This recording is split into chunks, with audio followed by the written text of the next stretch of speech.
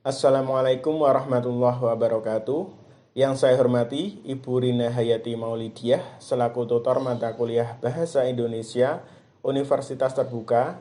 Yang saya hormati pula teman-teman seperjuangan. Perkenalkan, nama saya Hanafi Ali Sadikin, Program Studi Teknologi Pangan dari Universitas Terbuka Surakarta.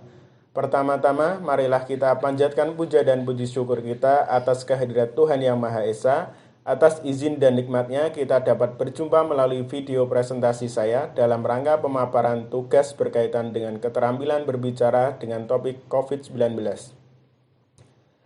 Coronavirus merupakan keluarga besar virus yang menyebabkan penyakit pada manusia dan hewan. Pada manusia biasanya menyebabkan penyakit infeksi saluran pernafasan, mulai flu biasa hingga penyakit yang serius seperti Middle East Respiratory Syndrome atau MERS. Dan sindrom pernafasan akut berat, SARS, Acute Respiratory Syndrome atau SARS. Coronavirus jenis baru yang ditemukan pada manusia sejak kejadian luar biasa muncul pertama kali di Wuhan, China pada bulan Desember 2019. Kemudian diberi nama Severe Acute Respiratory Syndrome Coronavirus 2 atau SARS-CoV-2 dan menyebabkan penyakit Coronavirus Disease 2019 atau COVID-19. Seseorang yang terjangkit virus corona memiliki gejala umum berupa demam lebih dari 38 derajat Celcius, batuk kering, dan sesak nafas. Jika ada orang yang dalam 14 hari sebelum muncul gejala tersebut pernah melakukan perjalanan ke negara terjangkit atau pernah merawat atau kontak erat dengan penderita COVID-19, maka terhadap orang tersebut akan dilakukan pemeriksaan laboratorium lebih lanjut untuk memastikan diagnosisnya. Tetapi masing-masing orang memiliki respon yang berbeda-beda terhadap COVID-19 ini, bergantung pada kekuatan imunitas masing-masing. Sebagian besar orang yang terpapar virus ini akan mengalami gejala ringan hingga sedang dan akan pulih tanpa perlu dirawat di rumah sakit. Gejala yang paling umum adalah demam, batuk, kelelahan, kehilangan rasa atau bau. Untuk gejala yang sedikit tidak umum, sakit tenggorokan, sakit kepala, sakit dan nyeri, diare, ruam pada kulit, atau perubahan warna pada jari tangan atau jari kaki, mata merah atau iritasi.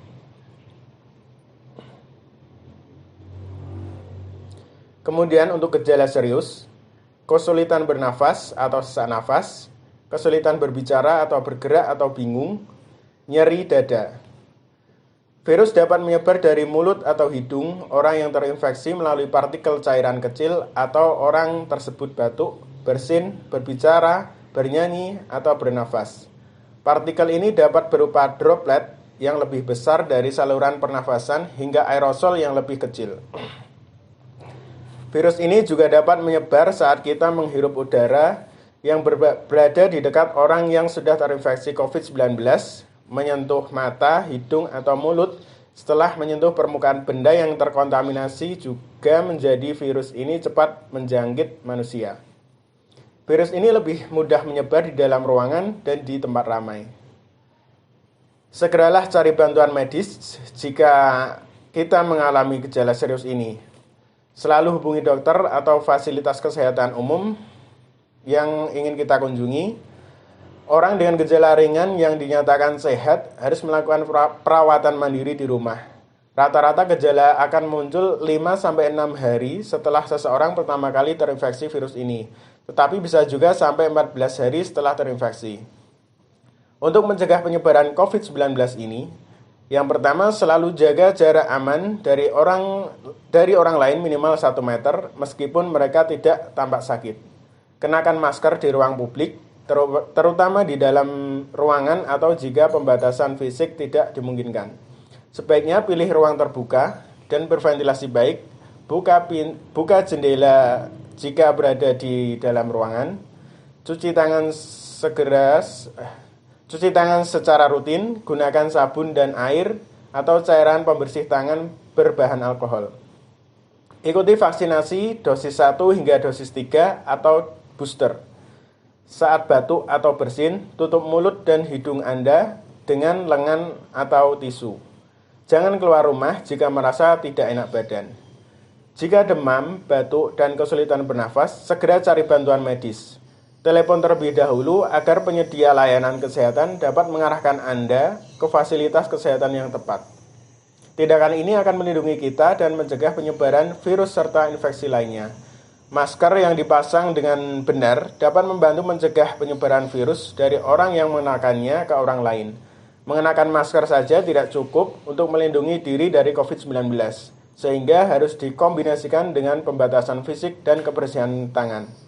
Selalu ikuti panduan dari pemerintah mengenai perkembangan terbaru penanganan COVID-19. Demikian presentasi mengenai COVID-19 yang dapat saya sampaikan. Semoga dapat membawa manfaat untuk kita semua, dan semoga kita semua selalu diberikan kesehatan dimanapun kita berada. Terima kasih. Wassalamualaikum warahmatullahi wabarakatuh.